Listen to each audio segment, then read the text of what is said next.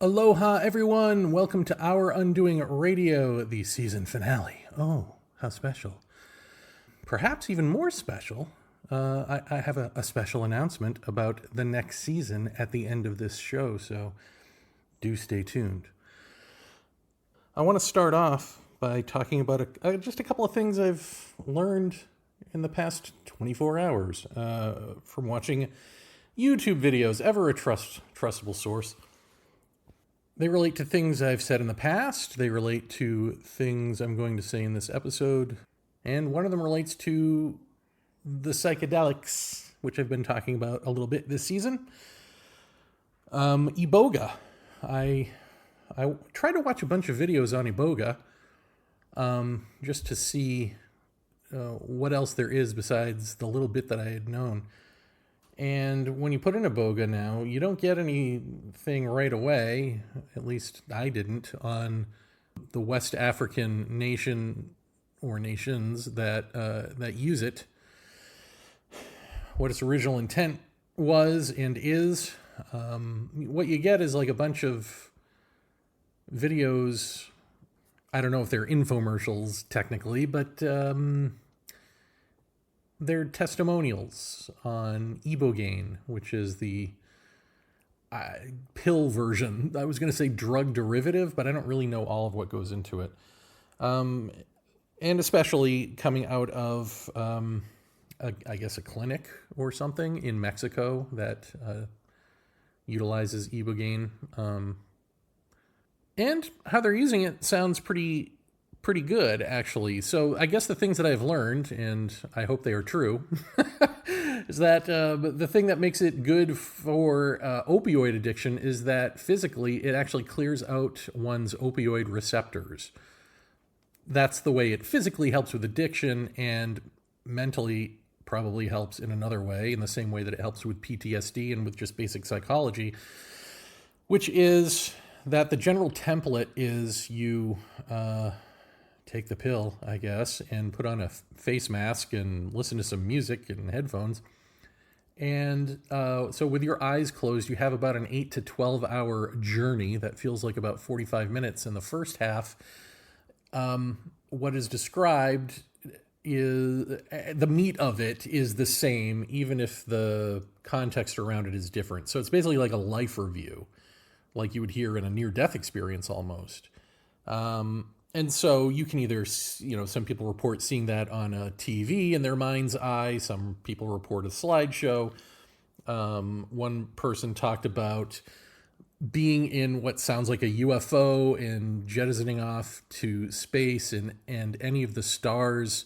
You can go to any of the stars that you see, but when he closed in on them, each one was a memory that he had or a thought about a memory that he had. And I found this fascinating. So, and talks about it being like, it's completely lucid. It's it's not like these are visuals that smear into one another, and it's only with eyes closed. And that reminds me of the one time I did the big shroom trip. There was a complete difference between eyes closed and eyes open. Eyes closed was the illusion of, at least, journeying places and being immersed in these worlds, whereas with your eyes open, like the environment around you becomes a cartoonish world that is different. So in any event, phase one here of your Ibogaine journey is confronting memories, watching them play out, Scrooge style. A Christmas Carol style, where you're watching you, in whatever memory this is, and the other people, let's say on a TV. So you're watching this play out, and it's always memories that you carry with you that you don't want to deal with. So it can be trauma, it can be whatever it is. It's the thing that shapes you, the stuff that you've been ignoring, essentially therapy, psychotherapy, right? And you watch these memories play out, and you have sort of an objective view, and you see why it is you behave the way you do in these memories. And you also come to understand why the other people involved in these memories, if there are other people, behave the way that they do. And so you go through a bunch of these memories. That's the first half of the journey. And the second half is the, first half is watching. The second half is within the journey itself, coming to terms with what does this mean? Why do they behave the way they do? What does it mean? Why am I seeing these things in the first place? And by the end of it, you have a little bit more clarity about yourself. You feel a little bit lighter or a lot bit lighter. Come out a better person, whatever it is. Come out less burdened by psychological baggage. You have less baggage. And that's all good. Now, somebody did say people have died using this therapy. So there are some side effects, which include death. I don't know what it does with your heart, but something to do with the heart. So go to Mexico at your own risk, folks. But I thought it was interesting because it sounds like the drug version of what I've been talking about in terms of positively negating one's own psychological baggage, looking at yourself, taking experiences, asking yourself, why do I behave the way I do?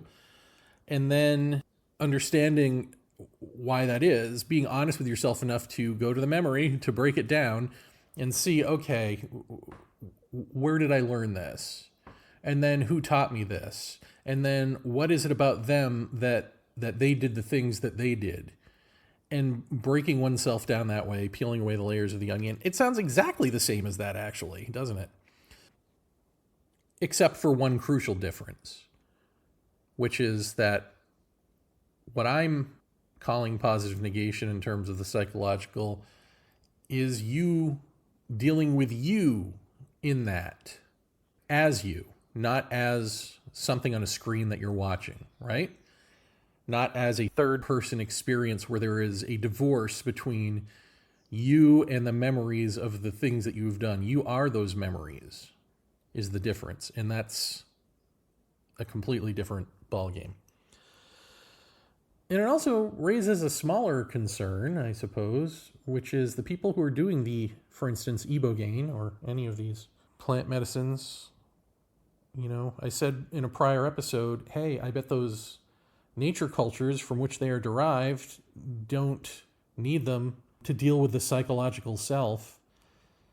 They're not just sitting around doing psychotherapy so that they can handle their day and go to work and smile at their spouse.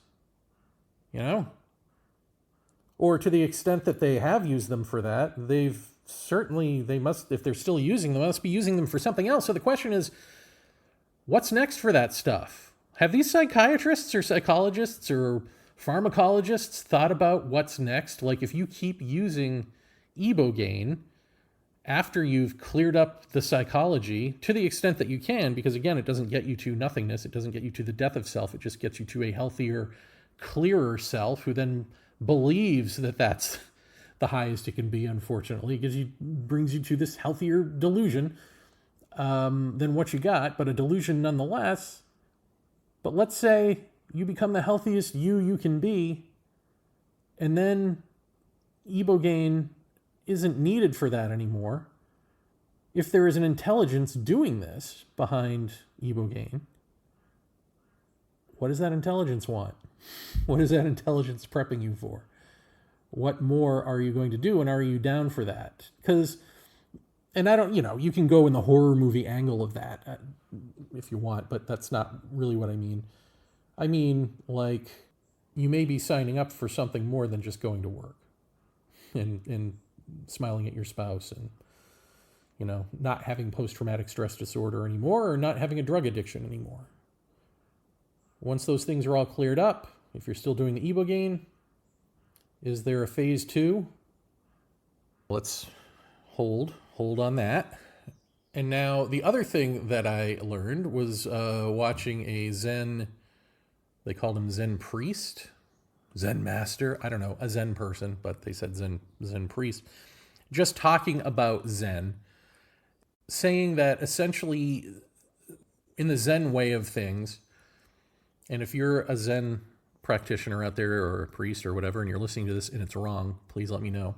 But what this guy was saying is essentially that the Zen folk, they treat experiences that people consider to be paranormal, or that come up during meditation, like out of body type experiences or peak experiences, these spiritual highs or these states and stages that one visits temporarily, they treat them as temporary and as not something to be sought or to be really engaged with beyond acknowledging that they happened. In other words, don't go chasing them, because that's not the point. The point is becoming a clear sort of whole person, but it sounds like within the psychological framework, like the day-to-day living. So in other words, you have these experiences, but you integrate them into your everyday. It's really all about maintaining the everyday and going on in life as a good person, not about these peak experiences. And he actually said that, the ultimate union or oneness experience, that sort of thing, isn't something, in the Zen way of thinking, that isn't something that can be permanent. That is not our permanent state. Our permanent state is this. And so if you have that as an experience, you incorporate it into this to be the best person you can be on a day-to-day level. And so it's interesting because I've often heard me compared to Zen, but actually my question on this show and in life has been, can we not live as that?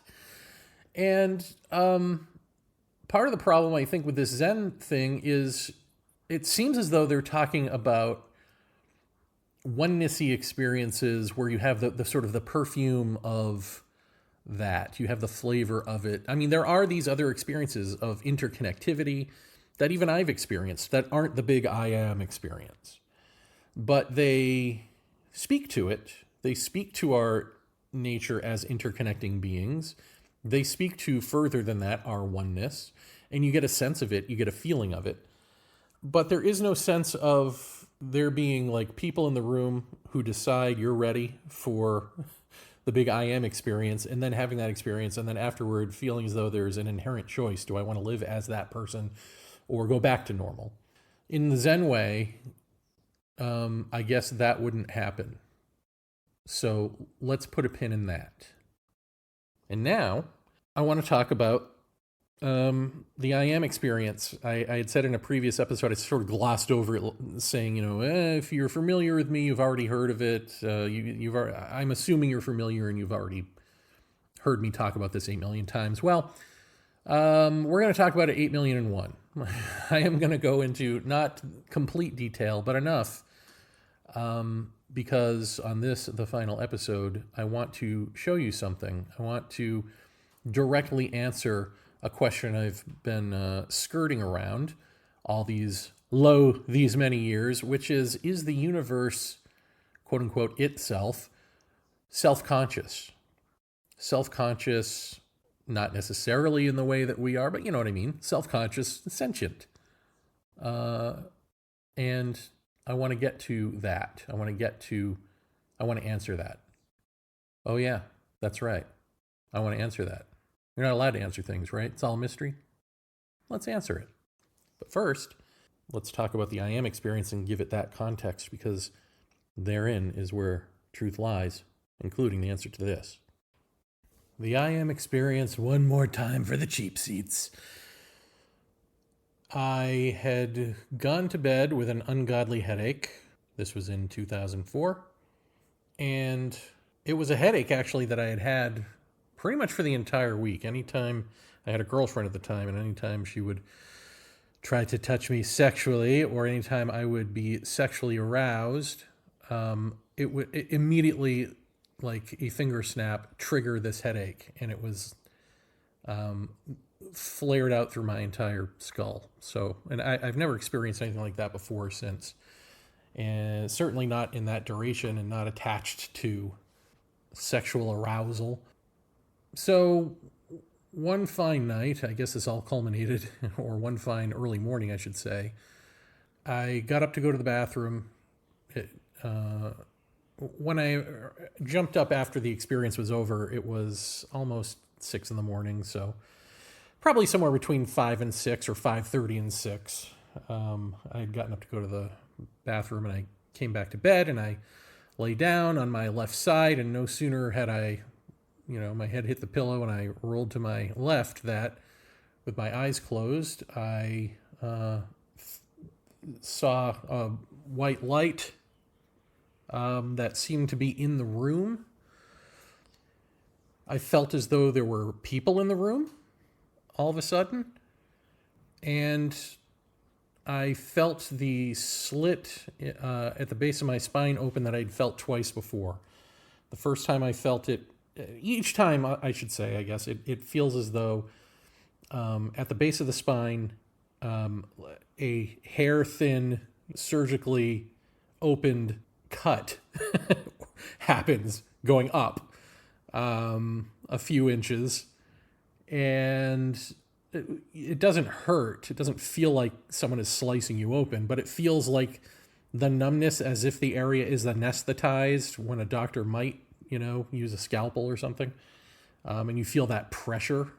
So you can feel it. You can feel the pressure of it. And it's the impression of something opening in your physical body, really. The first time I had this happen, blissful sort of beating energy poured in through my backside from head to toe. And it was like levitating on this beating, blissful energy. I was not levitating physically or anything like that, but it just felt like that. It felt so palpable, like little joyful ping pong balls all going off at once on your backside. I don't know how to describe it, really. It just felt great. And then it washed back out as if a liquid, as if the ocean or something. It all sort of washed back out through the slit, and I felt the slit close. So sort of zip back down. It's almost as though you have a gill to some universal energy or something along those lines that opens up periodically, or perhaps other people, as a third experience showed me, are doing it. The first two experiences, I didn't feel people in the room. I guess I should say that. So that was the first experience. The second experience, which I will not go into great detail, except to say that same thing. And it's, I was awake. I had just woken up and was like lying in bed thinking about what I'm going to do with my day, lying on my back. The first time I was also in bed lying on my back. Second time I'm in bed lying on my back. And feel the slit opens up, and this, all I can say is like a red gargoyle-y demon-looking thing from literature came into the body. Well, it was the blissful beating energy like the first time, but in with that blissful beating energy was this demony gargoyle-looking thing. And the reason I say looking thing is because I could actually see it superimposed over me. Like I could see its face, sort of, it's, gnashing its teeth, and I could see its red hands and its claws superimposed over my body, and I could feel its feelings, and it felt as though it was immensely ancient, not eternal, however one can judge such a difference, I don't know, but it just felt immensely ancient and not that intellectual, not that bright, but like it had been here forever, and it was just basking in the glow of being alive through this body in the moments that it had. And it was kind of just like that, almost an animalistic sort of, you could sort of imagine a placated animal, you're rubbing its belly almost, just it being here through the body. So nothing devilly or demony was going on with it. That's just the look it had. And these are the prejudices we have from our religions, I guess. But I didn't even get the sense that it was evil in any way that we understand that word. But so that happened. That didn't last that long, I wouldn't say. I don't know, 20 seconds, 30 seconds, less. I don't know. About as long as the first time. So probably about 20 seconds or so. And then it slipped back out through the slit, as did the beating energy, and it closed up. And I jumped out of bed. And was like, what was that? Freakish. The third time, however, so the blissful energy comes in. There's people, it feels as though there's people in the room. It feels as though there is light in the room. And I don't want to open my eyes. I don't want to move because, again, it feels like surgery is happening and I don't want to risk screwing it up. So I'm not even going to move. I'm like lying real still. And later in my book Urgency, when I wrote about it, I talked about how perhaps the sense of people in the room is that, like, yes, the big spiritual experience that is happening is real.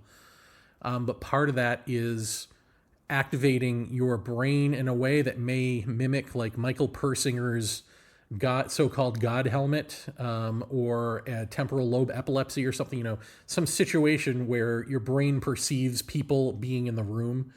If you know what either of those things are, if not, just look them up. But that's the point, is like, I thought perhaps that's what was happening because there were no people in the room, right? Like, how would they? I've got a bed against a wall, and I felt as though I was surrounded by people. Where would they have come from? How would they be standing? Were they standing in the wall? Like, if they were all around me, it doesn't really make much sense. And, you can imagine whatever you want about multi-dimensions and stuff, or, sort of ghostly apparitions being in and out of phase or something like that. But I just thought the path of least resistance was like, oh, you probably trigger a lot of stuff in your body. And that's one of them with this big I am experience. I have since come to abandon that notion and go for the more ethereal thing. So slit opens up. Once again, blissful energy pours in.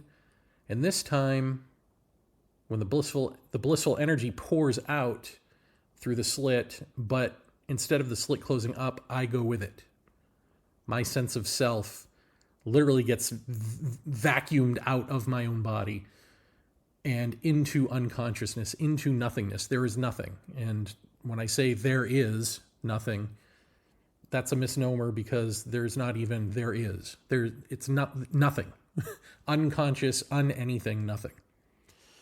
For however long that lasts, it's timeless, right? So that's irrelevant. But there is a moment where nothingness becomes self-aware. In that moment of self-awareness, there is a visual. And I am both seeing the visual and I am the visual. I am the action of the visual. And I'm also now me, sort of in the background, feeling I'll tell you the visual first, which is like a circle of clarity, a circle of clearness, 2D circle over black, and watching that circumference grow and grow and grow and expand, and feeling the elasticity of it in my brain. So I'm aware of myself, even though I presumably have left my body, and I am this nothingness becoming, consciousness, and I'm literally feeling it in my brain, this expanding, and it feels as though I'm afraid now. I'm afraid that it's going to snap, and I'm having an aneurysm, and like I'm gonna die. That's what I think is going on in this moment. Eventually, it does snap, but instead of dying, there is in what would have been, I guess, the center of this circumference of invisible clarity, water, I don't know what, there is a light. There's a blip of light, and from that blip of light, it sparks, and then phew, the entire universe just comes into existence from that tiny blip of light. And now this is the part that is easy to say out loud, but probably not easy for you to imagine in any real way other than the words, because if you've never experienced this, how can you know what this is? But I am seeing and being all aspects of everythingness. So there are visuals of like rock jettisoning through space, and I am that rock and I am that space, and not just the sense of it. Sometimes we have these oneness-y experiences where we feel connected to nature or each other. This isn't that. This is that. I mean, there's that, but this is like I am literally seeing through the quote-unquote eyes of each thing. I mean, you would think of them as things or objects in the Western sense, but they're not. They're all alive. Everything is livingness. And they all have their own sense of being. All of these giant rocks hurling through space, space itself, everything. And I am experiencing what it is like to be them, period. As well as myself, as well as, all of it. So, highlights of this include not just being the rocks going through space, but seeing and being spirit riding through what I'm calling the toy box of its own mind, essentially riding through the universe like a roller coaster. Spirit, which can best be described as a smiling wind going light speed, and I am that spirit. I am delighting in going light speed through this universe, or faster, or I don't know, less, I don't know. But going really fast, going hyper fast through just the joy of that. As well as these rocks, as well as Jeremy experiencing this, but way, way in the background now. As well as I am the stars, I am these planets, I am, the water of these planets and the trees on the shore, and I am that shore, and I am those trees, and I am that water, and I am spirit riding as a wind on the water, going to the trees, going through the trees, being the trees. All of these I amnesses, all of these points of view aren't happening one after another. They're all happening at the exact same time. And again, I don't have any way to make this real for you outside of words. The only analogy I even have is a segmented fly's eye. A fly has a segmented eye, so it's an eyeball, like that's actually comprised of a bunch of different eyes. So if a bunch of different cameras essentially were your eye, and you saw the world through all those lenses at once, maybe that. And one of the things that I am is not just all of the stars, but of every particular sun or star that is giving light and life to the nearest planet or planets that can take it. So I am that sun. I am the light beaming from the sun, this information, this life going to the rocks, and I am those rocks that then, one or two become planets. And being the sun has its own quality to it. So, and the quality is that it too, much like that demony thing, is immensely ancient. That it's immensely, or that it has a really long lifespan. And so it's not exactly immortal, but it might as well be, kind of thing. And that suns are alive and sentient almost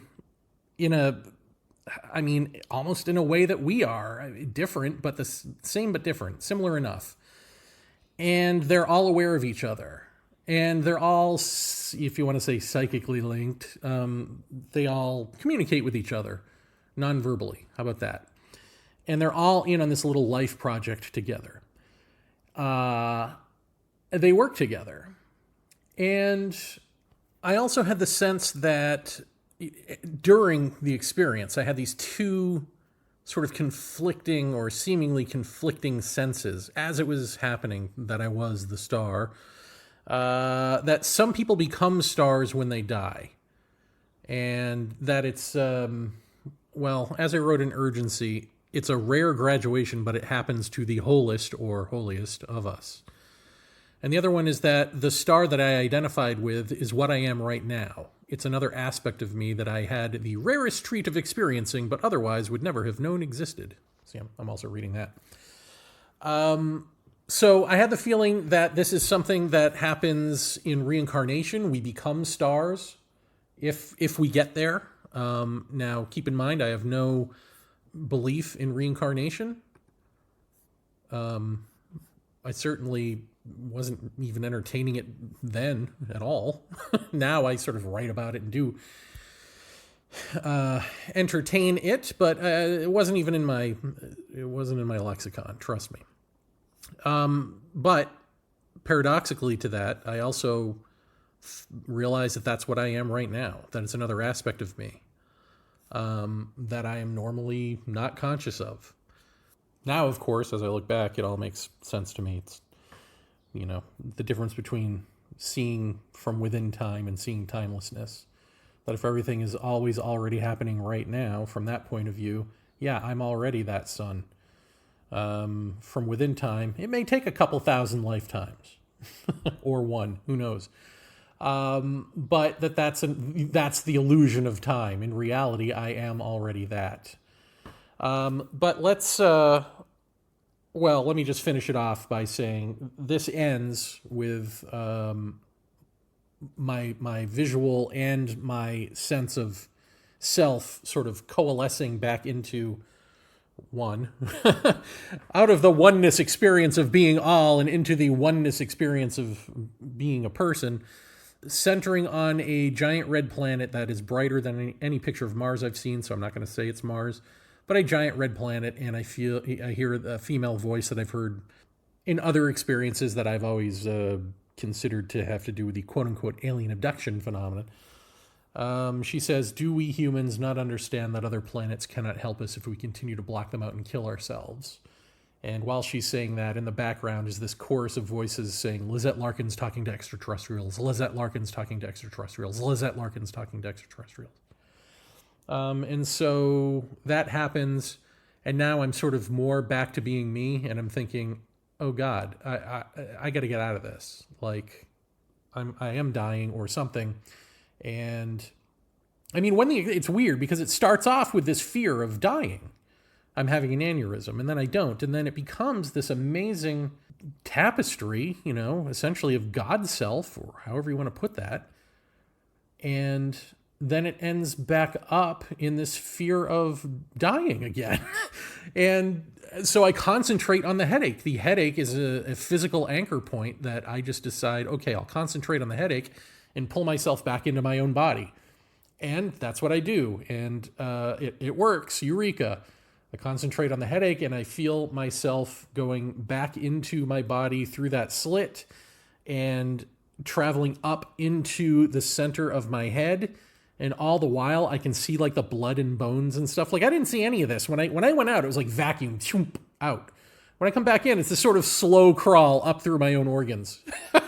Up through blood and gore.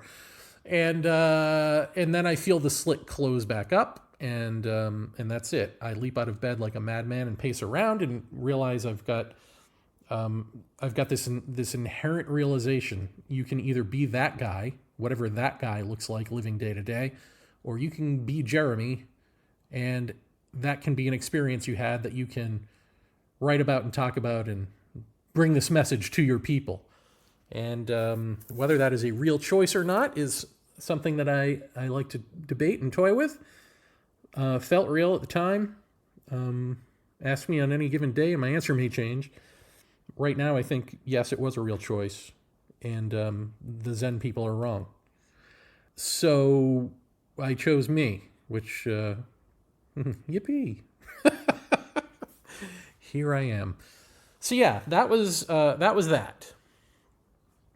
And it's a big experience, and there's a lot to dissect. There's a lot of good that I've been getting out of it over the years, I think, that I'm hoping is helpful for people to hear.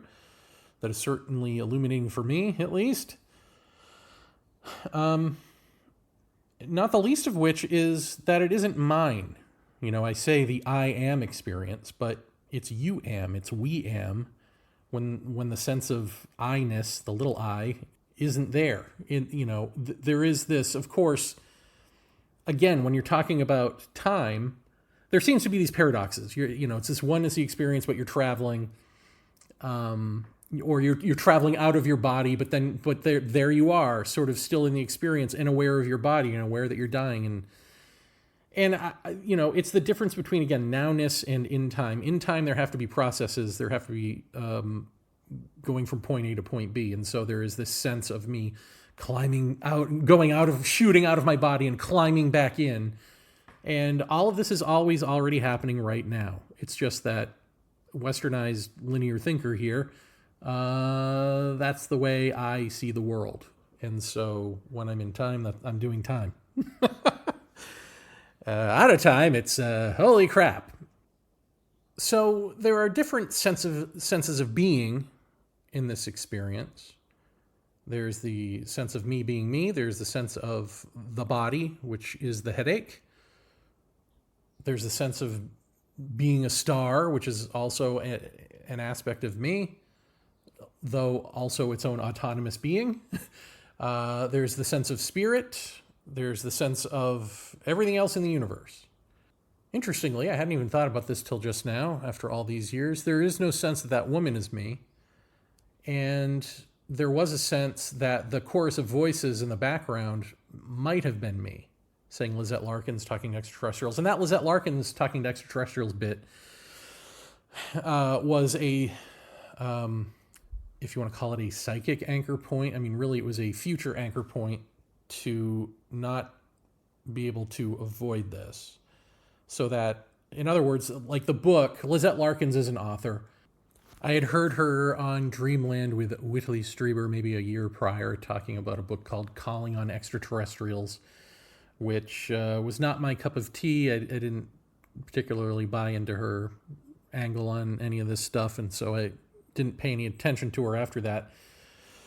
So actually, when I heard talking to extraterrestrials, I thought, oh, well, maybe it was like some sort of brain fart or something. You know, like as I'm coming back to myself, is my own unconscious mind or something interfering with what's going on, and came up with the wrong, which is probably why I thought these voices might have been me in the background, that they're coming up with the wrong book title.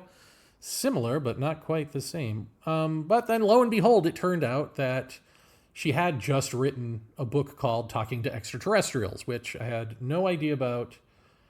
And then furthermore, shortly thereafter, I got a call from the Learning Annex in New York asking me if I would like to teach a class called How to Communicate with Enlightened Beings. Used to be taught by a Lizette something or other out of Canada.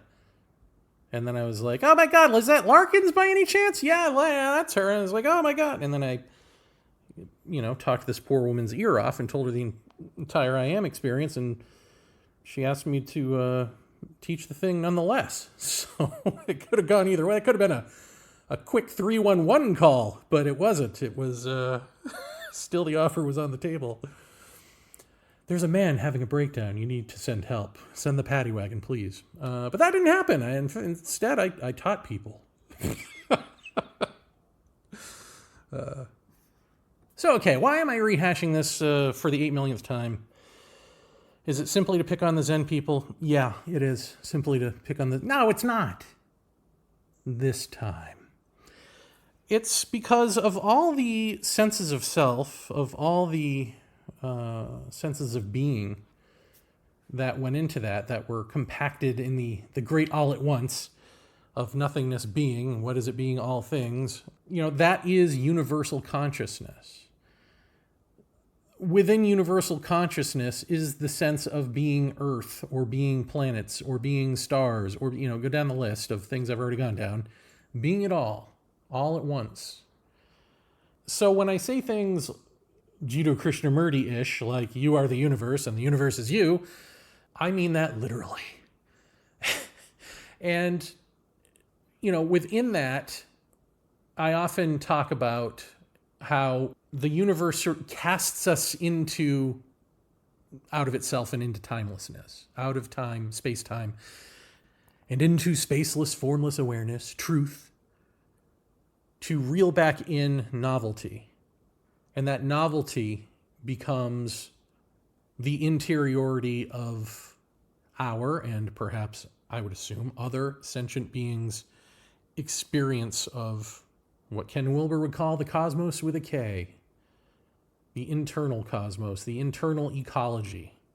Things you might experience in visions, through hallucinogens, through meditation, through conking yourself on the head, through near-death experiences. Go down the list of imaginative things, imaginal things. I don't want to use the word imaginal wrong, but that is probably in there too.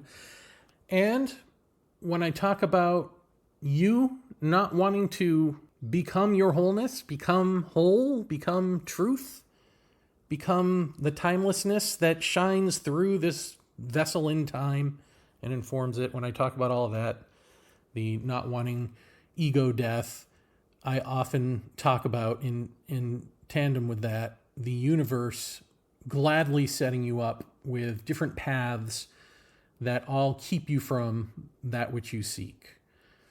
And that you are the universe and the universe is you. You're doing it to yourself. The universe is also doing it to you. And so the universe is all too glad to, if create your own reality with you, right? Like, oh, you want that? Okay, I'll show you that. Oh, you want Buddha? Here's Buddha. Here's Buddha to tell you how you've won the big prize. Here's Jesus to tell you, yeah, follow me. By the grace of me, go you. And so, in saying that, it may be confusing then. Who is this universe we're talking about? Because certainly in that experience of universal consciousness, I did not experience being the universe per se. There is no Marvel Comics entity who contains all planets and suns that is his or her own being. That was not the experience. And so what I would say to you is, I am the universe. You are the universe. We are the universe. When I, you, we has collapsed. When I, you, we is no longer in charge. No, not just no longer in charge, because you can have psilocybin trips and you can have ayahuasca trips and iboga trips and all of that where you are recessed to the background, where the separate self sense, which is an unhealthy illusion to begin with. It's because we're up in there in the brain and not down there in the heart, metaphorically speaking, or literally, it doesn't matter. If we're not living from interconnecting nature, we're living from a divorced, false sense of autonomy. And that person who you are familiar with every second of the day is shown to be a fraud in the momentless moment. It's also shown to be a fraud in these drug trips, right? But the difference is that in the drug trips, you are recessed to the background only. There is no moment of nothingness. As I've gotten the experts, quote unquote, to say, there is no self moment. There's just the recontextualization of self. And in the authentic death of self, what is required is the authentic death of self. So, in the authentic death of self comes universal being. And universal being is you. I am that. I am the contents of that universe, and I am the universe. That's why I didn't experience through the eyes of the universe. I didn't experience what it was to be like the universe any differently than what I have described already. There is nothing separate and apart from you are the universe and the universe is you. But when we only identify with the body self, which includes inventing other types of selves to dissociate from that, like higher selves, Atman, twin flames, I guess. I don't know what. Just, go down the list of whatevers. Whatever language you speak, these are all thought constructs. Because some of you know that what I'm telling you is true on a more conscious level, and so you've got to consciously react to that by claiming to embrace it, but that embracing it is a defense mechanism. It's tapping more imaginary senses of selves to be, so that you can say you're there already or you're on your way, when death of self is the only thing. There is no on your way. There is no being there already. So that's what I wanted to tell you. That the universe is you is literal. You are the self-awareness of the universe when you're not so busy being just the self-awareness of the body, the self-identity as whoever you say you are. You're both. You're all of the above. And so am I, and so is he, and so is she, and forever and ever and ever. But if it just remains hypothetical, if it's not actualized in your life as your life, there's a problem. I have that same problem because, hey, I chose to be Jeremy. So here I am. The difference is I know that that is the first free will choice I've ever made in my life. And I live in a society that adores, that worships, that claims free will. And it's nonsense. Nothing we do in a universe that is always already happening is free will. See the problem? But the Zen Buddhists can still have their cake and eat it too here because you are that universe. And so, when they talk about you're always already where you need to be, everything is perfectly so, that sort of talk. It's true. It's just that instead of internalizing that and going on with life, there's another thing that we can do, and I would argue must do if we are to be whole, or else we're going to always be on this cycle of building and collapsing and thinking that's evolution when it's not. It's just building and collapsing over and over and over again.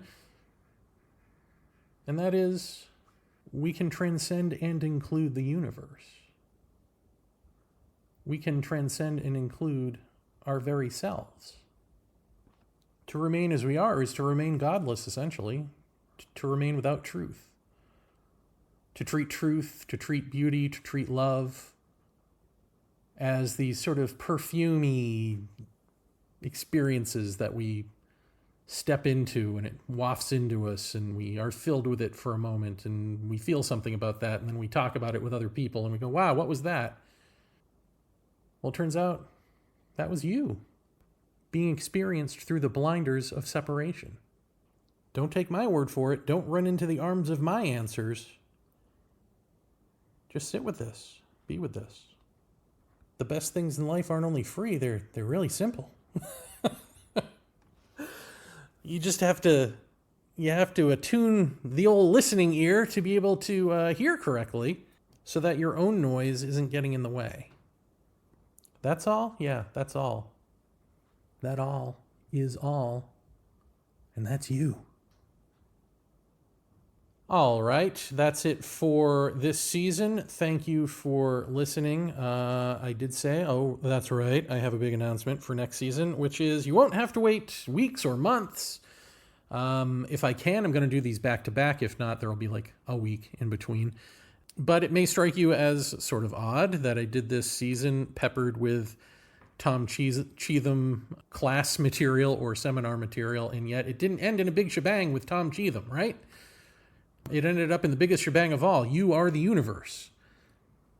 You are the self-awareness of the universe, whether you know it or not, whether you're self-aware of that fact or not. Apparently, no, that's not enough for you. You wanted this to wrap up in a nice little bow, right, with Tom Cheetham interview? Well, screw you, fella. You get what you get.